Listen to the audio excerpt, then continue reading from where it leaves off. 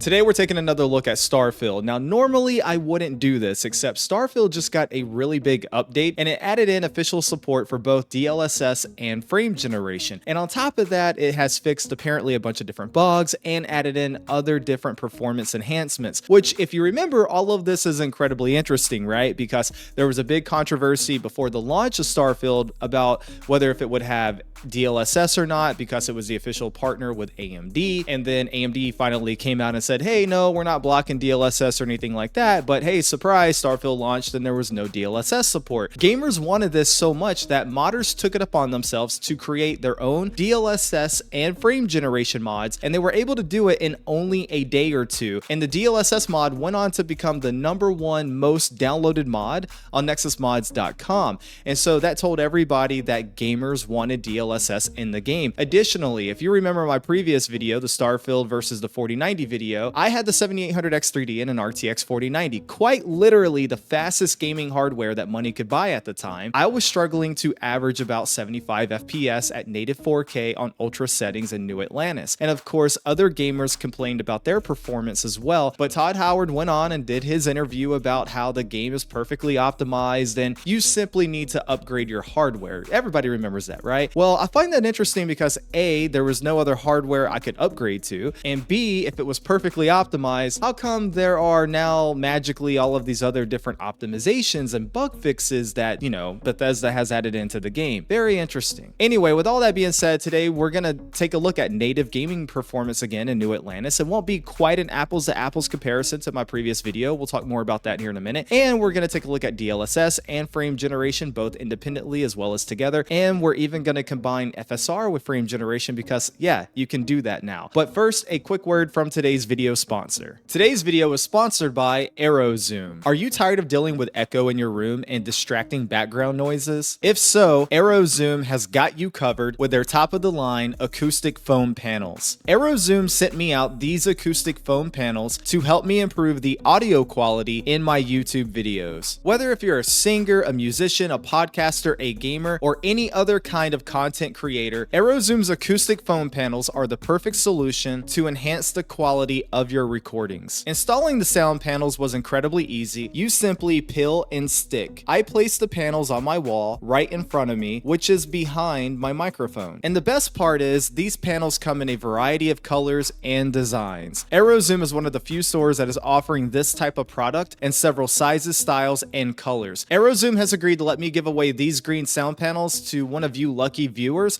So drop a comment below that says Arrowzoom and go follow them on social media, and I will pick one of you at random and I'll mail it out to you. You got to be located in the United States. Arrowzoom is currently running their Black Friday and Cyber Monday deals. Basically, you save $10 for every $100 you spend. And if you happen to miss Black Friday, don't worry, I got you covered. Use my code AZEROCK for 10% off. All of the information with the corresponding links can be found below in a description box.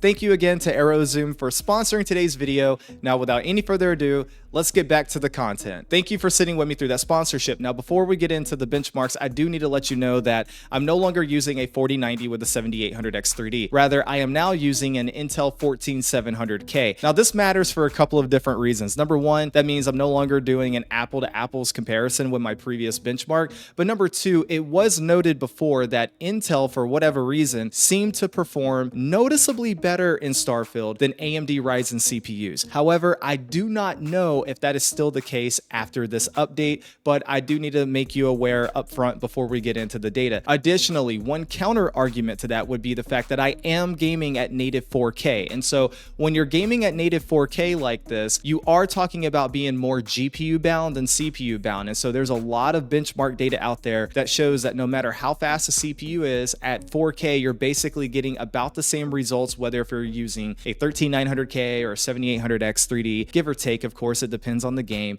But the main thing that matters at 4K gaming is if your CPU is too slow, that you're actually bottlenecking your GPU. And of course, here, that is not a concern, whether if I'm using a 7800X3D or a 14700K. Neither one of these CPUs will bottleneck a 4090. They are both totally fine. But again, I just need to make you aware about the differences. One other difference is the DDR5 memory speed. Back with the 7800X3D system, I think at the time I made that video, I was running around 5600 megahertz. I am currently running at 7000 1000 megahertz on the DDR5 memory speed. And so that is definitely quite a noticeable difference here. And so I don't know exactly how much of a performance impact that's making here at native 4K compared to my results from before. But with all that out the way, let's go ahead and take a look at the native performance at 4K, and then we'll step into DLSS and frame generation. And as you can see, New Atlantis coming right off the ship, you can see at native 4K, after all the updates, we are averaging around 100 FPS. Of course, as we go deeper into the city, that frame rate will fall because it will become a little bit more demanding as textures load in and we have more NPCs walking around. But if you look at our 1% lows here, we're around what we were averaging before, which is 75 FPS. And so overall, I would definitely say this is a noticeable performance uplift at native 4K compared to where we were at launch. And yes, again, I do fully understand that the memory speed is faster and the CPU has changed, but I do think some of the performance optimizations that Bethesda has added in here definitely made an impact to what you're seeing right now. Todd Howard can say all he wants that the game was perfectly optimized before. I do not buy that at all. I think now we're starting to see what we should have had at launch. Now, speaking of things we should have had at launch, let's go and take a look at our DLSS options. Now, one thing you'll notice here is that with DLSS, they did properly add in all the different options you would normally expect to have from an upscaling slider. You have auto, you have quality, you have balance, you have ultra performance. They even added in ultra quality with DLAA. Now, speaking of DLAA, as you can see here with DLSS ultra quality DLAA, our frame rate is actually not improving at all. Technically, it's actually getting just a little bit worse in some areas, but that's because the DLAA mode is solely focused on enhancing the image quality above anything else. So before it tries to improve your frame rate or anything like that, it definitely tries to focus on enhancing your image quality. And so as you can see, our overall gaming performance here is closer to that of native, but the image quality you may notice is a little bit sharper in some areas. And I didn't really take the time to go in and do side-by-side pixel peeping and screenshotting and all of that, but you can pause it and look at different frames and see for yourself. To me, it definitely does look a little bit,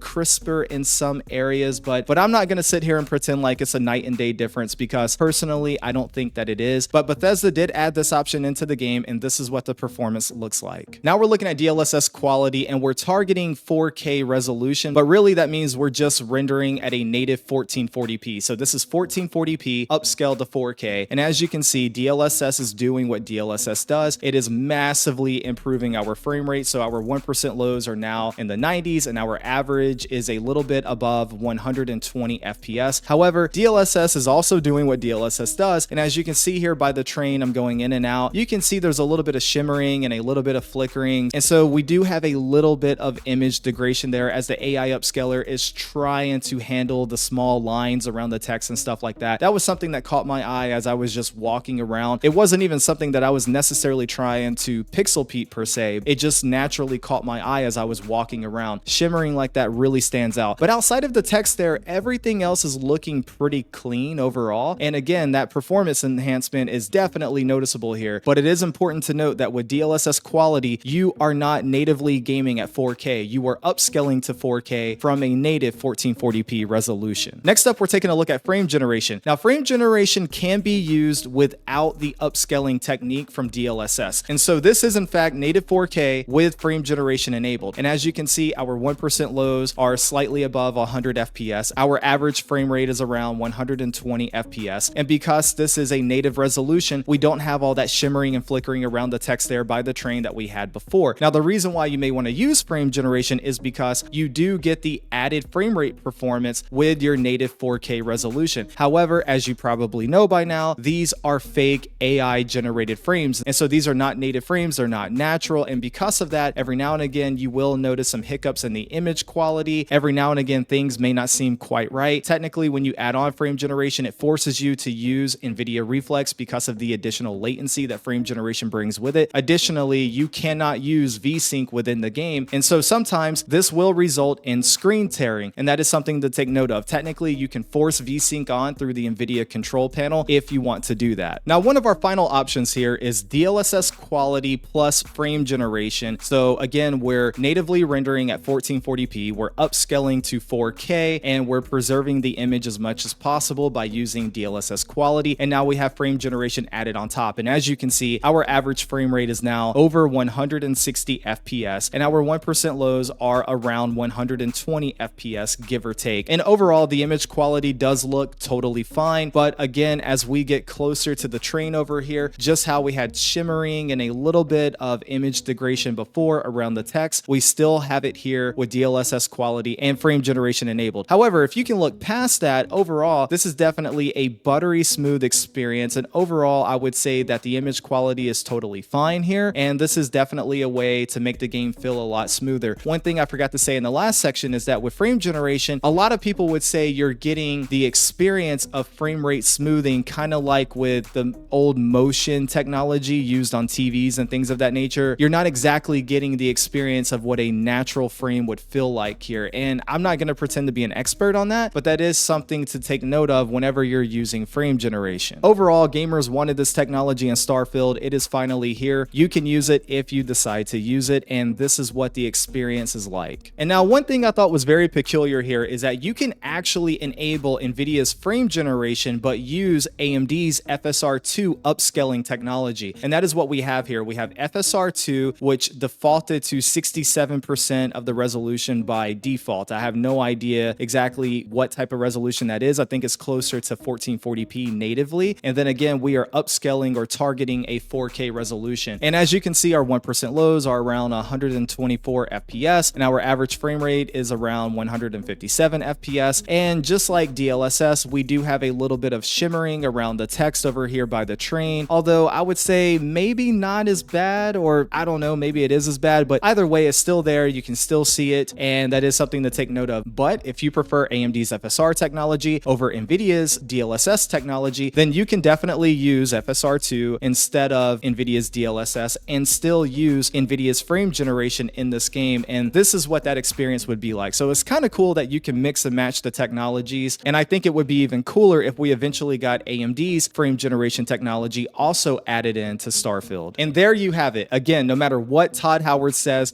I would say Starfield was not optimized at launch. I definitely think that hurt it in terms of the public perception, and now the game is running significantly better across the board. You have DLSS, you have FSR, you have frame generation, and you can mix and match all those different technologies. Even the native performance seems to be better. Again, I know it's not an apples to apples comparison, but overall, I would say I do think whatever performance enhancements that Bethesda added to the game with this last patch, I definitely think that made a big difference. The one thing I don't quite understand here is that with NVIDIA, they went all the way into adding, DLAA plus giving you all the other normal options. So you can go through the slider and say, I want quality, or I want balanced, or I want performance, or I want ultra performance. But with AMD's FSR, they left it with the slider. And I don't know about you, but I don't like the slider. I definitely prefer the preset options. And I definitely think that's the way they should have done it with AMD as well. But maybe I'm wrong. That could be a subjective thing. Let me know what you think down in the comment section below.